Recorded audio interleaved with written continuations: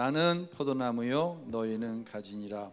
그가 내 안에 내가 그 안에 거하면 사람이 열매를 많이 맺나니 나를 떠나서는 너희가 아무것도 할 수 없음이라.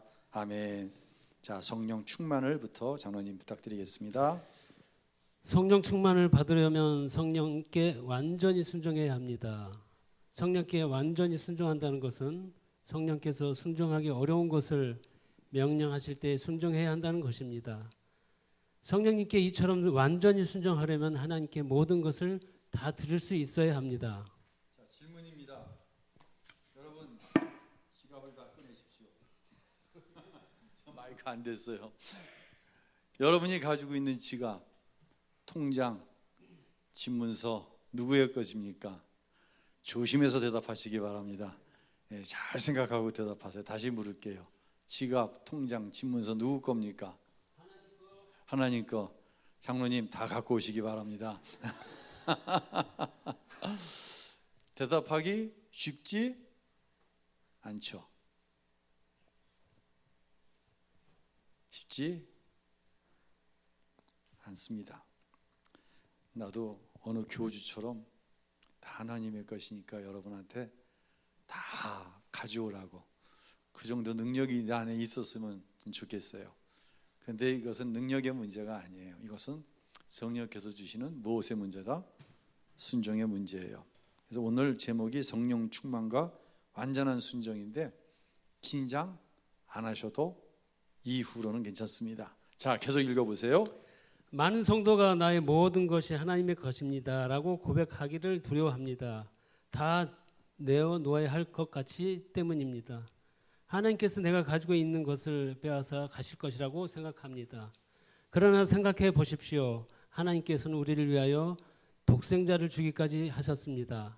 그런 하나님께서 우리에게 무엇을 바치라고 하실 때는 그것을 빼앗아 가시겠다는 뜻이 아니라 우리에게 새로운 복을 주시고 우리 인생의 아름다운 인생으로 만들어 주시기를 위한 것입니다. 하나님을 좋으신 하나님이라고 믿습니까? 많은 사람이 하나님을 좋으신 하나님이라고 믿는다고 대답하지만 실제로는 까다롭고 인색한 하나님으로 생각합니다. 하나님 왜 나에게만 이렇게 까다로우신가?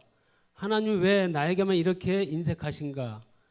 하나님 왜 나에게 이렇게 어려운 일을 주시나 하는 느낌을 가지고 있습니다.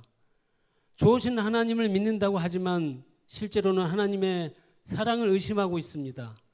그래서 완전한 순종이 두렵게 느껴지는 것입니다. 예. 하나님께서 아브라함에게 모리아 산에 가서 하나밖에 없는 아들 이삭을 제물로 바치라고 그랬어요. 가끔 저는 그런 생각해요. 하나님이 나한테 그러시면 난 어떻게 할까?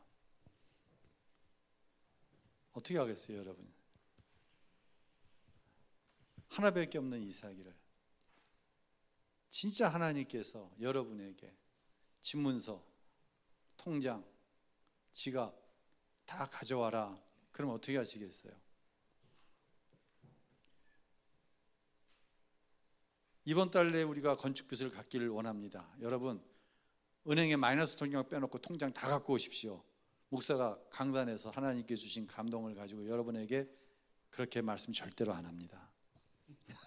왜 안 할까요? 제가 하나님이 이삭이를 하나님께 번제물로 바치라고 그랬듯이 하나님을, 우리 아들을, 내 딸을 번제물로 바치라고 그러면 어떻게 할까? 난 걱정 안 합니다. 저한테 그렇게 말씀하시지 않았습니다. 왜냐하면 저에게 아브라함 같은 믿음이 없기 때문이에요. 저는 여러분에게 절대로 통장에 플러스 된 거 다 갖고 오라고 절대로 이야기 안 합니다. 좋은 것일까요? 나쁜 걸까요? 여러분은 그걸 좋게 생각하실 수 있습니다. 어느 교회 가니까 뭐 건축원금이 얼마 남았으니 얼마씩 나누어서 올해 안에 끝냅시다. 이자도 많이 나가고 그렇게 했다고 합니다. 그 교인들은 불행한 교인일까요? 복받은 교인일까요? 어떻게 생각하세요? 어제견 안수 집사님 어떻게 생각해? 그 교인들이 복받은 교인들이 불행한 교인들이야. 할만하니까 정답이에요. 저는 여러분에게 그렇게 얘기하지 않습니다. 여러분이 할 만하지 않으니까. 대단히 죄송한 얘기예요.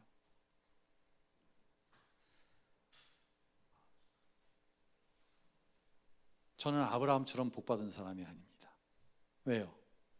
하나님이 그러니까 저한테 번제물로 드리라는 얘기 안 하십니다.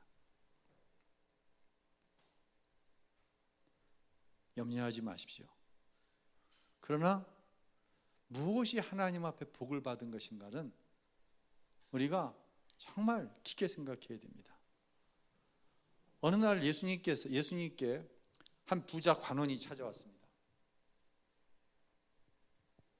찾아와서 이렇게 너스레를 떱니다. 선한 선생님이요, 어떻게 하면 내가 영생을 얻을 수 있습니까? 예수님께 뭐라고요? 선한 선생님이에요. 좋은 말이에요, 나쁜 말이에요? 참 듣기 좋은 말입니다. 예수님께서 바로 이렇게 맞받아 쳐버리십니다. 왜 나를 선하다고 하느냐? 선하신 분은 하늘에 계신 아버지 하나님 위에는 선한 분이 없다. 뭐 그렇게 까칠하게 말씀을 하세요? 선한 선생님이요 이렇게 왔는데 나를 선한 선생님이라고 그래? 당신이 그래서 물질의 복을 많이 받는군요. 사람 알아봐가지고. 이렇게 대하시면 얼마나 좋아요? 까칠하게. 왜 나를 선하다고 하느냐? 그러면서 예수님께서 영생 얻는 법을 말씀하시는 것 같아요. 율법에 있는 뭘 했냐. 그러니까 이 부자 관원이 가슴을 쫙 펴고 내가 어려서부터 다 지켰다고. 그랬더니 예수님께서 확 하고 던져버리십니다. 내 모든 재산을 다 팔아 어려운 자를 나눠주고 나를 쫓으라는 거예요. 이 부자 관원이 한 방에 날아가 버립니다. 예수님은 아시는 거예요. 예수님은 너무 잘 아는 거예요. 이 관원의 신앙적인 상태를.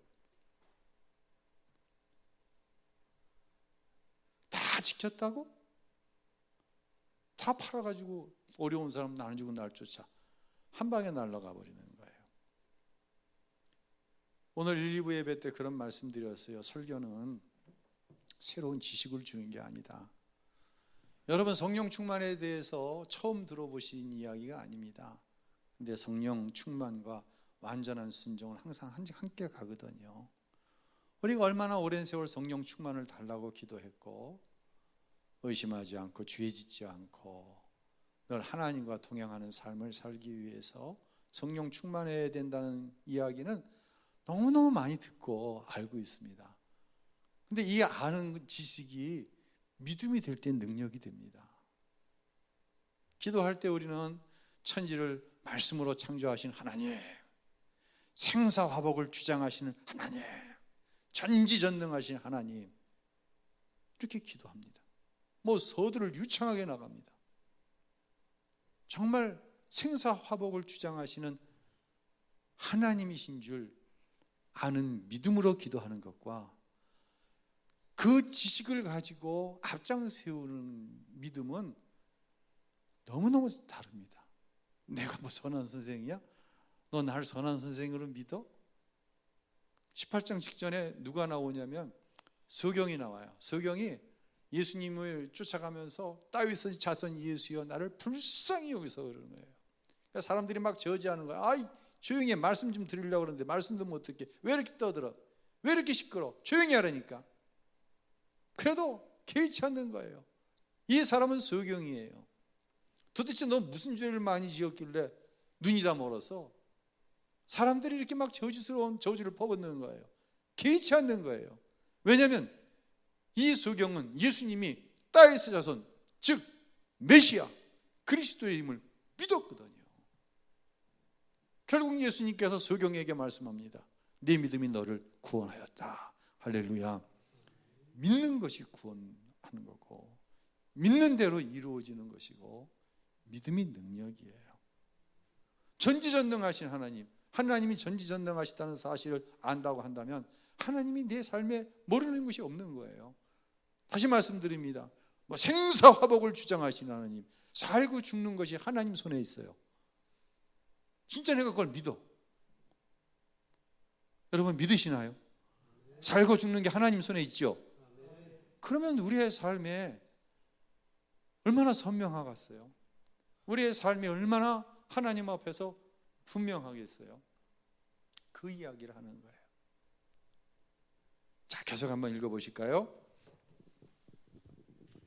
하나님께서는 우리의 허락 없이도 모든 것을 가져갈 수 있습니다. 우리의 생명이나 건강, 재산 등 모든 것이 하나님의 것이므로 우리의 동의 없이 모두 다 가져갈 수 있습니다. 그러나 하나님께서는 마음대로 못하시는 것이 우리의 마음입니다. 우리의 마음만큼은 우리가 하나님께 자발적으로 드려야 하나님이 받으실 수 있습니다. 어떤 때는 우리의 마음조차 하나님의 마음대로 하셨으면 할 때가 있습니다. 하나님께서 기도하고 싶고 전도하고 싶고 죄짓지 않도록 만들어 놓으셨으면 좋겠다는 생각을 할 때도 있습니다. 그러나 하나님께서는 절대로 그렇게 하지 않으십니다. 하나님께서는 우리 스스로 우리의 마음을 하나님께 드려 순종하기를 원하시기 때문입니다. 무슨 말씀인지 100% 공감이 되시죠? 넘어가도 되죠? 넘어가겠습니다. 창세기 22장 1절로 2절 읽어볼까요? 그 일 후에 하나님이 아브라함을 시험하시려고 그를 부르시되 아브라함아 하시니 그가 이르되 내가 여기 있나이다. 여호와께서 이르시되 내 아들 내 사랑하는 독자 이삭을 데리고 모리아 땅으로 가서 내가 내게 알려준 한 산 거기서 그를 번제로 드리라. 나에게는 이 말씀 하신다 안 하신다? 여러분 가운데 하실 만한 믿음이 있는 분에게는 하나님께서 말씀하실 거예요.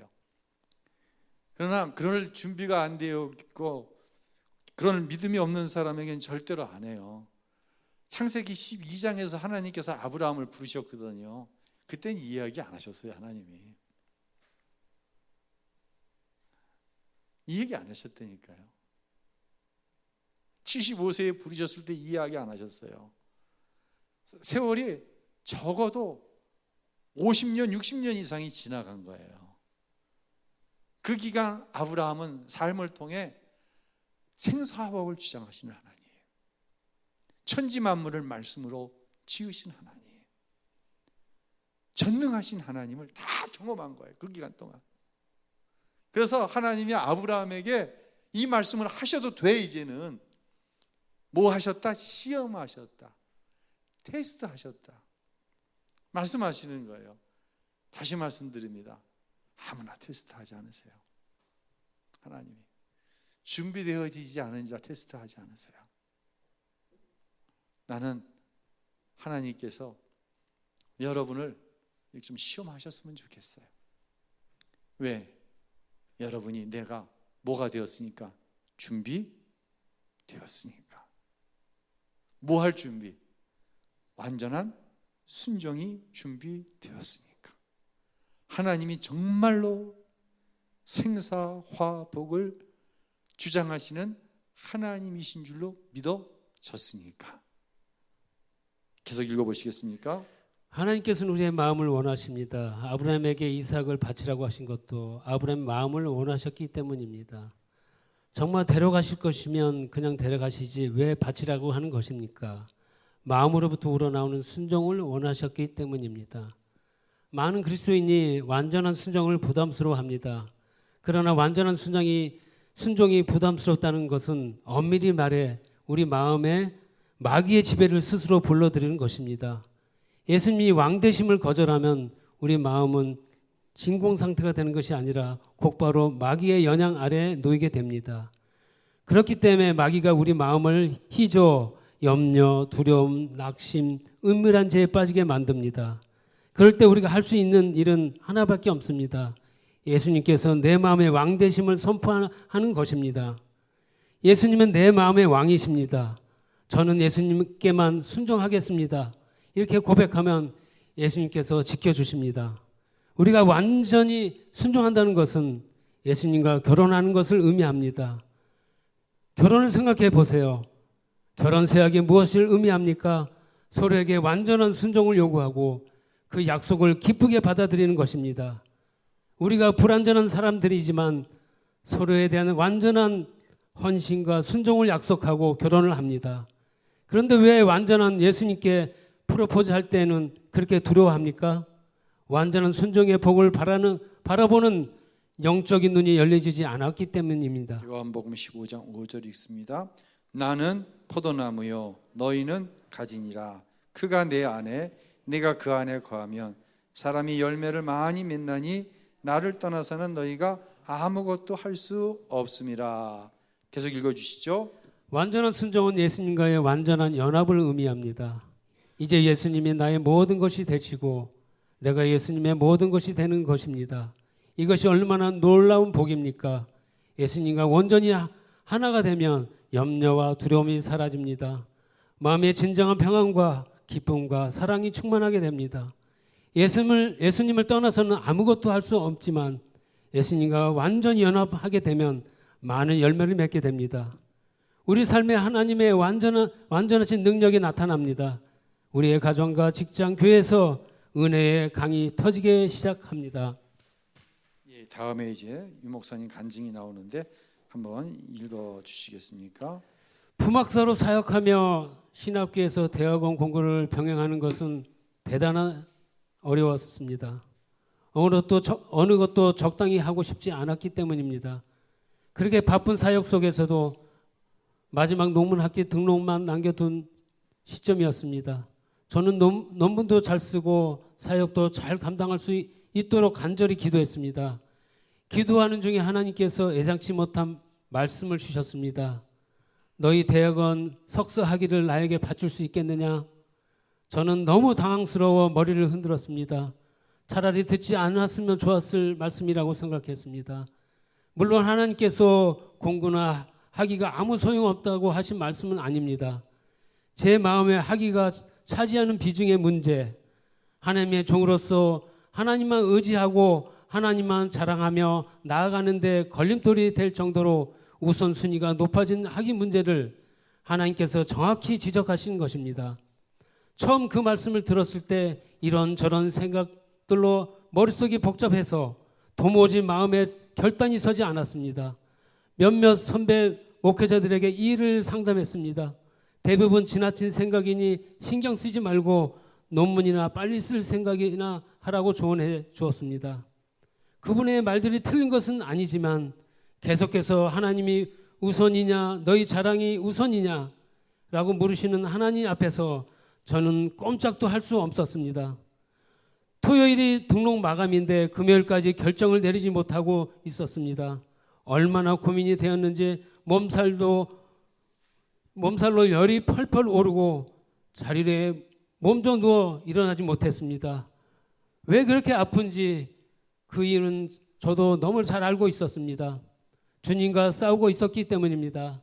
자리에 누워 끙끙 앓다가 철야 기도 시간에 되어 혼자서라도 기도해야지 하고 일어나 이 이불 위에 무릎을 꿇었습니다. 그렇지만 기도할 수가 없었습니다. 저는 주님과 싸우고 있었고 저 자신과도 맹렬히 싸우고 있었습니다.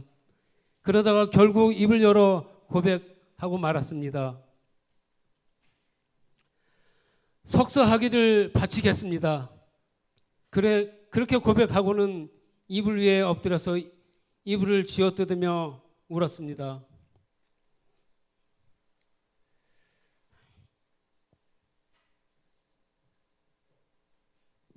장로님 제가 읽을까요? 내가 안 시키려고 그랬어요. 그래서 제가 읽을게요. 장로님 좀 쉬세요. 그런데 그렇게 고백하고 이불 위에 엎드려서 이불을 쥐어뜯으며 울었습니다. 꼭 생명이 끊어져야 죽는 것이 아니었습니다. 하고 싶은 것을 못하고 싫은 것을 해야 하는 것이 죽는 것입니다. 이 부분을 함께 다시 한번 읽어볼까요? 시작. 하고 싶은 것을 못하고 싫은 것을 해야 하는 것이 죽는 것입니다. 여러분, 오늘 제가 설교를 하면서 전개 부분에 이런 이야기를 했어요. 무엇인가 우리는 결정할 때 두 가지 방향의 이야기를 듣는다. 첫 번째는 타인이다.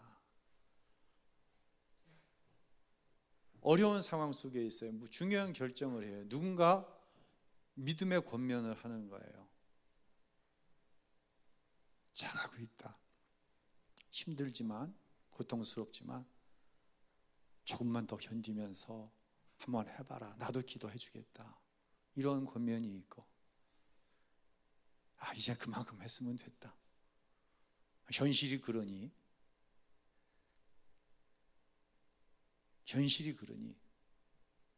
적당히 타협해라. 이 두 가지 권면이 우리는 항상 우리의 주위에 있다고 그랬어요. 그러나 최종적으로 기인지 아닌지를 결정하는 것은 누구라고 그랬어요? 나 자신이에요. 정확하게 오늘 성령 충만과 완전한 순종으로 비교한다고 한다면 내 마음인 거예요. 내 마음. 내 마음의 완전한 순종이 이루어지기 위해서는 계속해서 반복되지만 나는 죽고 내 안에 누가 사셔야 돼요? 예수님이 사셔야 돼요. 내가 하는 결정이 아니에요.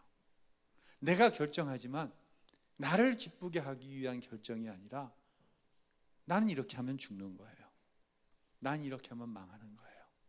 그래도 예수님이 기뻐하시기 때문에 그 결정을 하는 거예요. 내가 하고 싶은 말은 이 말이에요. 근데 그 말은 이미 나에게서는 죽은 말이에요.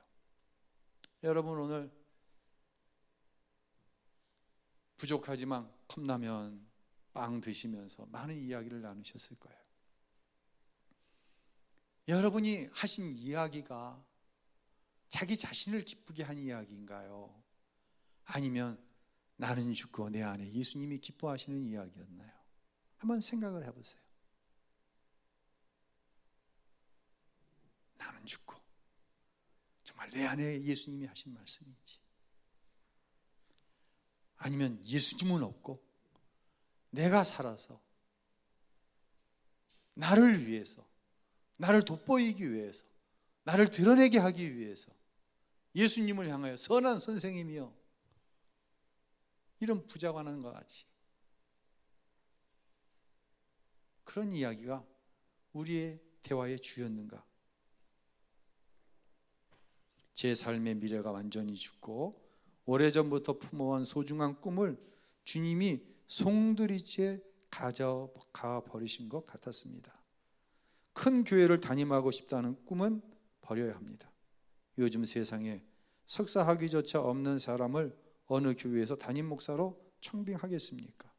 가방끈 짧은 목사라고 은근히 무시하는 사람들의 시선도 감수해야 합니다. 제가 그런 일에 얼마나 연연하며 살아왔는지 저는 그날 절실히 깨달았습니다. 그런데 그렇게 한참 울고 나니 몸이 깃털처럼 가벼워지기 시작했습니다. 열이 다 내렸고 몸에서 힘이 났습니다. 그 순간 제 마음에 잘했다, 참 잘했다 하는 성령의 음성이 들려왔습니다. 장로님 읽으실 수 있죠? 예, 읽어주세요. 다음날 아침부터요. 다음날 아침 학교에 가서 자퇴서를 제출했습니다. 그리고 그동안 학업을 핑계로 소홀했던 신방을 시작했습니다. 그렇게 6개월이 지났습니다.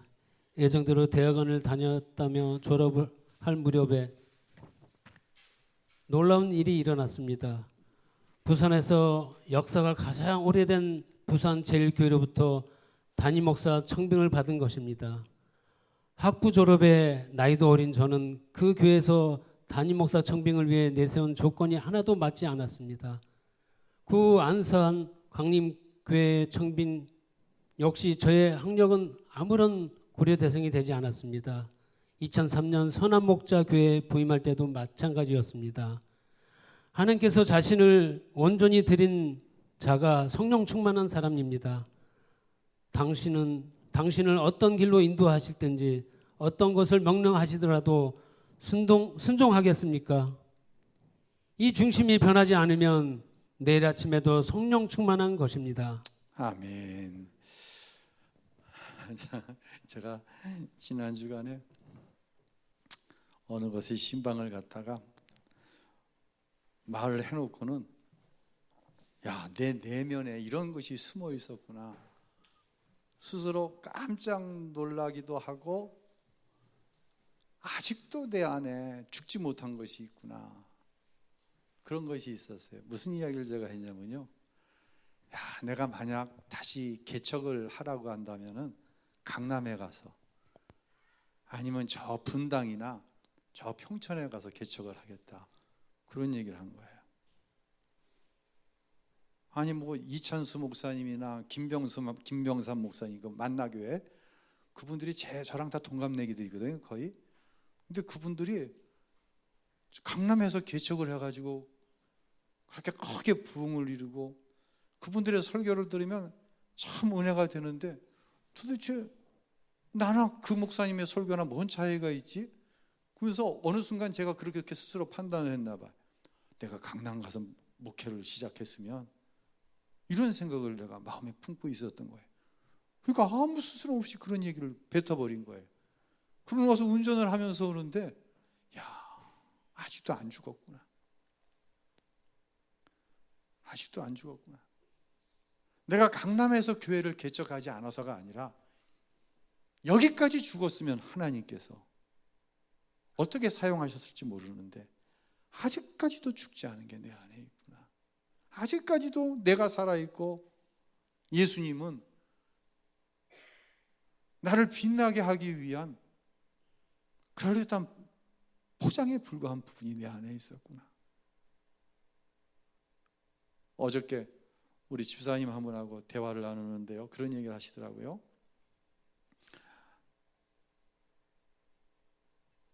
목사님 요즘에 잠을 깊게 자냐고 저한테 물으시더라고요. 근데 사실 잠이 그렇게 깊게 안 와요. 자다 깨다 그런다고 그랬더니 이게 날씨랑 영향이 있대. 아침 기온하고 낮 기온 차이가 많이 나잖아요. 오늘 아침 몇 도였어요?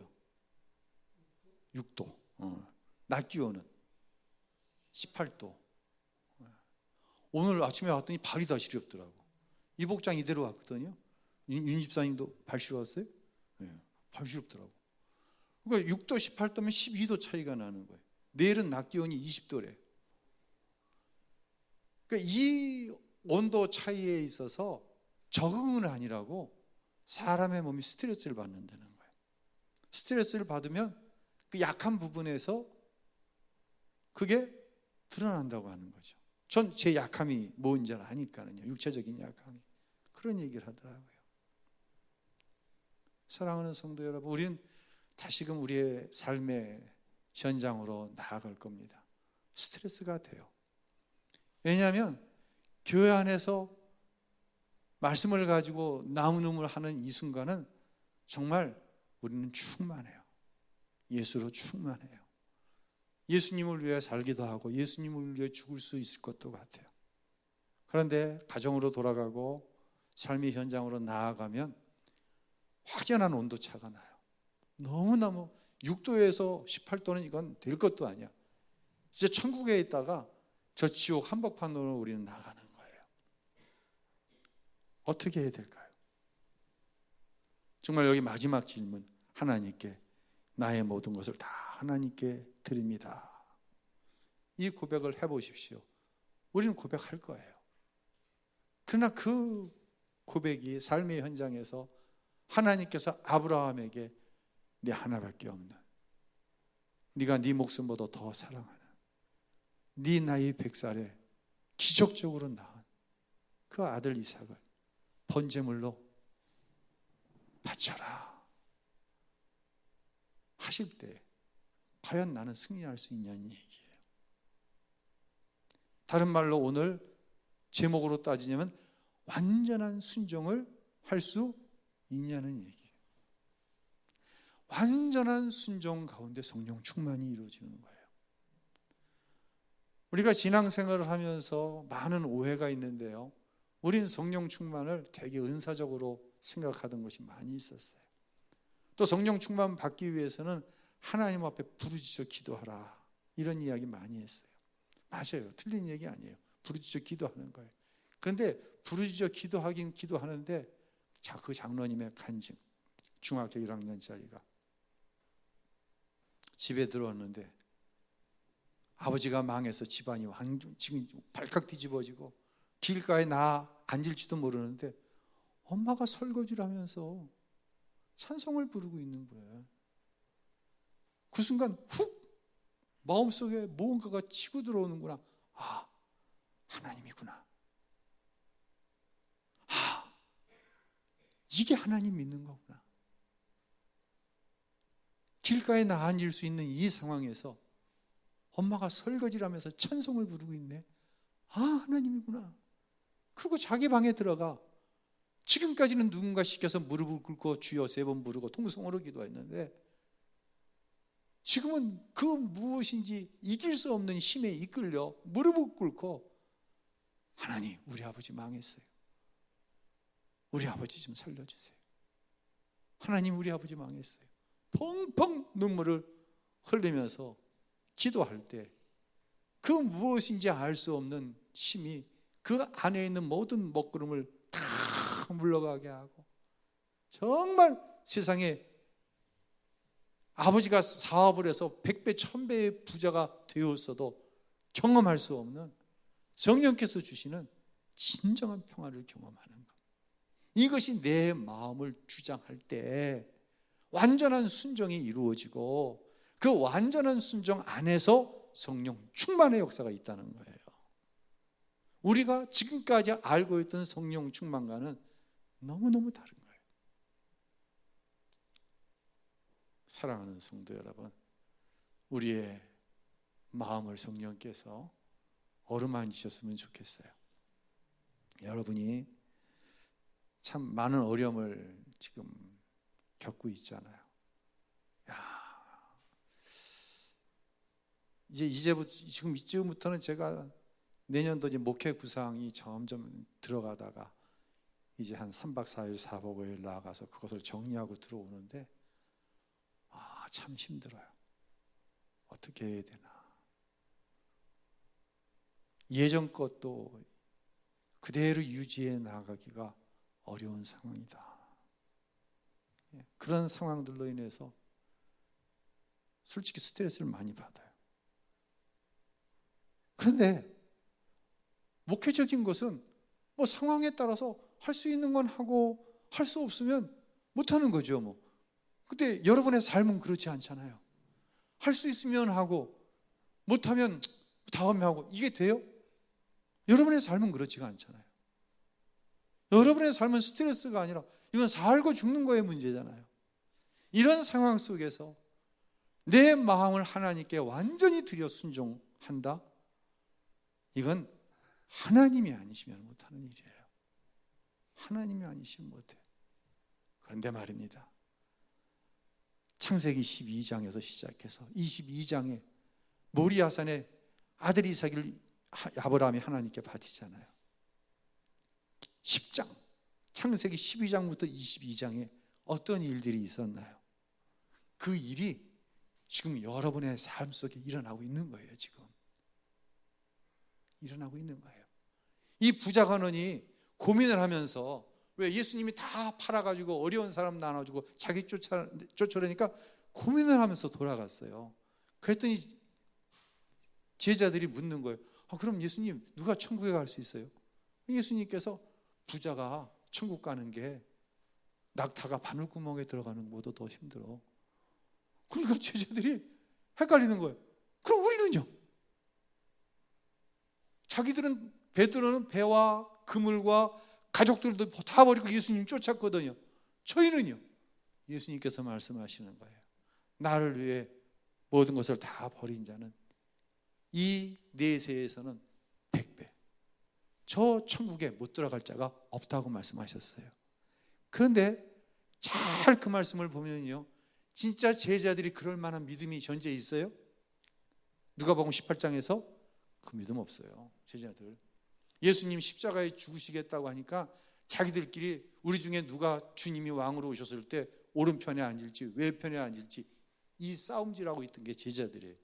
근데 예수님께서 100배 너희 중에 천국에 몰집갈 자가 없다. 지금 제자들의 모습 가운데 그 모습 없거든요. 예수님은 뭘 보시는 거예요? 앞으로의 제자들을 보는 거예요. 성령 충만한 후에 제자들을 보시는 거예요. 우리 예수님께는 이 계획이 다 있으신 거예요. 여러분 믿으시기 바랍니다. 창세기 12장부터 22장까지 계획이 하나님께 다 있는 거예요. 예수님께는 지금 정말 철다선이 없이 울고 야망에 사로잡혀 있는 제자들을 향한 계획이 다 있으신 거예요. 저와 여러분을 위한 계획이 우리 하나님께는 다 있으신 거예요. 누군가는 지금 12장을 막 출발했지만 여러분 가운데는 창세기 20장, 21장에 가 계신 분들도 계세요. 정말 복이 있는 건 여러분 가운데 창세기 22장 하나님께서 아브라함에게 이삭을 바치라고 하는 그 수준에 있는 분도 계셔요. 그 출발도 하나님께서 하게 하셨고 그 과정도 누가 통과하게 하세요? 누가? 하나님이 통과하게 하시는 거예요. 그래서 우리는 누구만 믿는 거예요? 누구만 믿어? 하나님만 믿는 거예요. 나를 믿어요? 여러분이 여러분 자신을 믿어요? 아니에요. 하나님만 믿는 거예요. 전적으로 하나님만 믿는 상태가 완전한 순종의 상태예요. 완전한 순종의 상태에서 하나님은 우리를 성령으로 충만하게 하시는 거예요. 할렐루야. 우리는 나갑니다. 세상으로 나아갑니다. 여러분은 나는 몰라요. 창세기 몇 장에 와 있는지. 그러나 하나님은 결국 여러분을 통해 영광 받으시고 아브라함의 마음이 완전히 하나님께 속해 있어서 하나님께서 인정하시는 거예요. 야, 네가 하나밖에 없는 네가 사랑하는 이삭이를 나에게 내어놓는 것을 보니 네가 나를 어떻게 하는 줄 알았다? 사랑하는 줄 알았다. 그리고 하나님께서 약속하신 축복을 아브라함에게 부어주시는 거예요. 그 축복의 약속이 아브라함, 이삭, 야곱, 요셉, 영적으로는 아브라함에 속해 있는 저와 여러분에게까지 계속해서 이어져 가는 것인 줄로 믿으시기를 바랍니다. 하나님만 믿으시기를 바랍니다. 이 말씀을 드릴 때 여러분 기죽으라고 목사님이 난 믿음 없는 거 또 지적하시네. 절대로 아닙니다. 왜냐하면 저 자신도 내가 창세기 18장에 와 있는지 19장에 와 있는지 20장에 와 있는지 저도 확신이 하지 못합니다. 분명한 것은 하나님께서 저를 부르셨고 하나님께서 여기까지 저를 이끌어 오셨고 저를 사용하시고 어느 순간 하나님께서 나를 창세기 22장에 이르게 하실 것입니다. 여러분을 그렇게 하실 것입니다. 하나님을 믿으십시오. 이때 우리가 절대로 하지 말아야 될 것, 지지난주에 말씀드렸죠. 뭐 하지 말아야 된다? 절망하지 말아야 된다. 뭐 하지 말자? 절망하지 말자. 절망하지 말자. 하나님이 하신다. 할렐루야. 찬양하겠습니다.